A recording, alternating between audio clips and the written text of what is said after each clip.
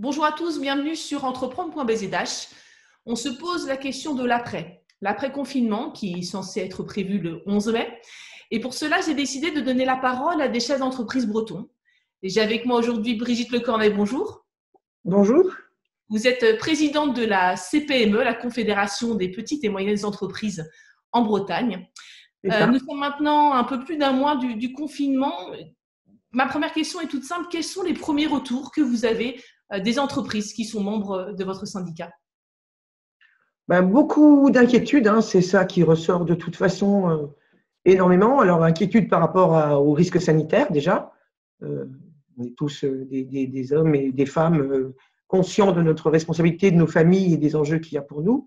Et puis aussi beaucoup d'inquiétudes quant à la suite des activités. On a été bien sûr dans une période où, à un moment, on s'est concentré sur le risque sanitaire et le fait d'une activité qui temporairement est empêchée. Moi, je dis que c'est un empêchement de travailler, c'est pas un arrêt des activités. Et puis, ce qui est assez paradoxal, c'est que autant ces chefs d'entreprise, je les ai trouvés moi assez conscients de leurs responsabilités vis-à-vis de leurs salariés ou de les préserver avant tout. C'est d'ailleurs leur première richesse, hein, souvent dans les entreprises. Mais aussi de se dire, bon, allez, on va faire un sacrifice temporaire, il faut qu'on passe. Malgré tout, quand on est rentré dans les mesures qui ont été mises en place par le gouvernement, qui étaient nombreuses, hein, on s'aperçoit qu'elles sont insuffisantes, que malgré tout, beaucoup de petites entreprises, c'est notre petite TPE, PME, c'est vraiment notre cœur de métier, nous, n'ont pas accès à toutes ces mesures de prêt garanti, hein, qui n'est pas là pour toutes, malheureusement, parce que la vie d'une entreprise, elle est ce qu'elle est. C'est-à-dire que ça fluctue. On a des moments où l'activité va bien, mais il y a des moments où l'activité baisse. Et pour un peu que vous ayez une mauvaise année l'année dernière, vous ne rentrez plus dans les cases. Les 1 500 €, c'est une aide pour l'entreprise et on peut s'imaginer que c'est complètement insuffisant aujourd'hui pour couvrir les charges d'une entreprise. Sans parler de l'alimentation du chef d'entreprise, il y a aujourd'hui des petits patrons qui n'ont pas de quoi se nourrir, tout simplement, parce que les 1 500 €, ça ne répond pas à leurs besoins alimentaires à eux, ça répond d'abord aux besoins de trésorerie pour l'entreprise. Donc voilà, pour ce qui est du ressenti, il n'y a pas du tout il n'y a pas d'euphorie, c'est une grande inquiétude et plus on avance, plus elle se confirme parce qu'on ne voit pas l'issue de cette crise. Qu'est-ce qui pourrait être fait de plus? Vous dites que les aides sont insuffisantes. Pourtant, le gouvernement a pris des mesures. Beaucoup d'acteurs ont également été présents, comme les banques notamment. Qu'est-ce qui doit être fait de plus pour aider ces entreprises à passer ce cap extrêmement difficile? Pour l'instant, les mesures qu'il y a eu, c'est d'abord des reports de charges. Des reports, comme son nom l'indique, c'est une charge que vous devez payer plus tard, mais sous réserve que vous en ayez les moyens plus tard. Les prêts, c'est pareil, on vous prête de l'argent pendant 1 an avec une garantie de l'État à hauteur de 90%, mais dans 1 an, comment vous faites pour rembourser ce prêt? Vous pouvez le transformer en prêt de 1 à 5 ans derrière, mais à quelles conditions? Aujourd'hui, ça, on n'a pas ces données-là. Et tout ça, c'est sous réserve, toujours, que l'activité redémarre. Or, on n'a pas de certitude. On voit bien, depuis le discours du Premier ministre hier soir, qu'on n'est pas du tout sorti de ce marasme, que cette crise, elle va se prolonger. La CPME dit, on craint beaucoup, c'est l'effet ciseau, c'est-à-dire que vous allez avoir des chiffres d'affaires qui vont baisser, parce que même si l'activité reprend, on n'imagine pas reprendre à 100% de l'activité comme auparavant. Donc, on va avoir des chiffres d'affaires qui vont se dégrader de l'ordre de 30, 50, peut-être 70% pour certaines entreprises. Et puis, à côté de ça, vous avez des charges qui vont arriver, c'est-à-dire tous ces reports de charges que vous avez eus, eh bien, il va bien falloir à un moment les régler. Ce prêt que vous allez avoir, c'est pareil, il va falloir le rembourser.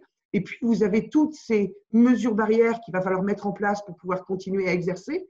Alors aujourd'hui, on vous dit c'est du gel, c'est des masques, c'est des blouses, c'est des surblouses, c'est des visières, c'est des charlottes, c'est des gants. C'est moins de clients dans un magasin, par exemple, c'est moins de clients dans un restaurant.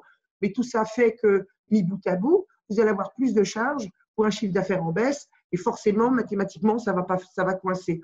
Donc, ces reports de charges, il va bien falloir que ça se transforme à un moment en annulation de charges.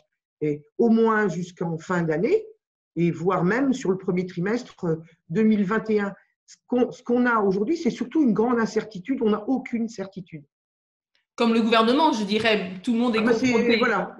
Je veux dire que, exactement, on n'a pas un terme défini, on ne nous dit pas, allez, premier trimestre 2021, ça y est, tout rentre dans l'ordre. Au moins, on aurait quelque chose. Là, on n'a pas. On ne sait pas. Comment on va s'adapter, on ne sait pas. Est-ce que vous avez parmi vos adhérents des personnes qui ne comprennent pas les mesures qui ont été prises? J'entends par là notamment des petits commerces qui voient que dans les grandes surfaces, eh bien, on peut vendre des livres, on peut vendre des chaussures et qui se disent pourquoi moi, petit commerce, je me retrouve fermé alors que je peux proposer les mêmes produits qu'en grande surface et que finalement, eux peuvent vendre et pas moi. C'est un petit peu ce qu'on ressent parce que sur le coup, quand au début, on a dit simplement les magasins ne peuvent fonctionner que les commerces qui vont distribuer des produits essentiels. On entendait par produits essentiels, produits d'hygiène par exemple, produits alimentaires. Et puis on s'aperçoit que petit à petit, le client dans les grandes surfaces notamment, il achète des livres, il achète de l'hi-fi, il achète des fringues, il achète des chaussures, etc. Alors dans ces conditions, pourquoi est-ce qu'on n'a pas autorisé, laisser redémarrer plus tôt tous ces commerces qui ne font pas de l'alimentaire?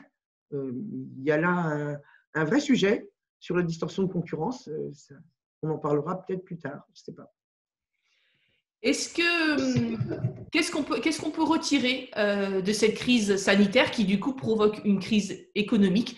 Qu'est-ce qu'on peut retirer de ces situations? Beaucoup disent voilà, il faut un après, l'avant Covid-19 ne sera pas pareil que l'après Covid-19.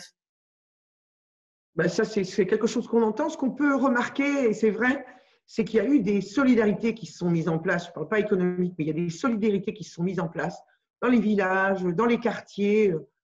Est-ce que ça va se transformer derrière en solidarité économique avec les petits commerces qui vous entourent en se disant, les petits restaurants, bien oui, il faut faire vivre ces gens-là parce que c'est là qu'il y a du lien social.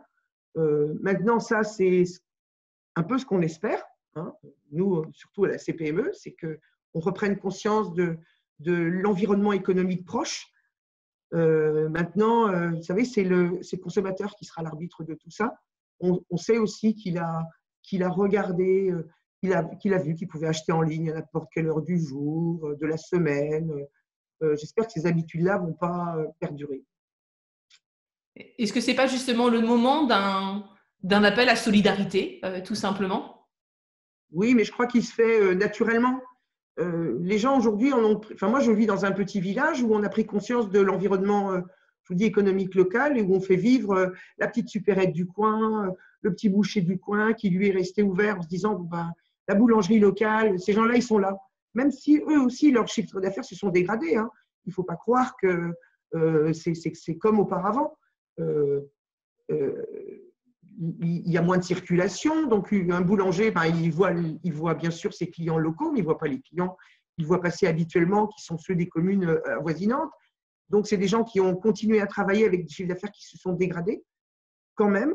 Et on espère que pour eux aussi, on va prendre en compte cet effort qui a été réalisé pour la suite. Merci.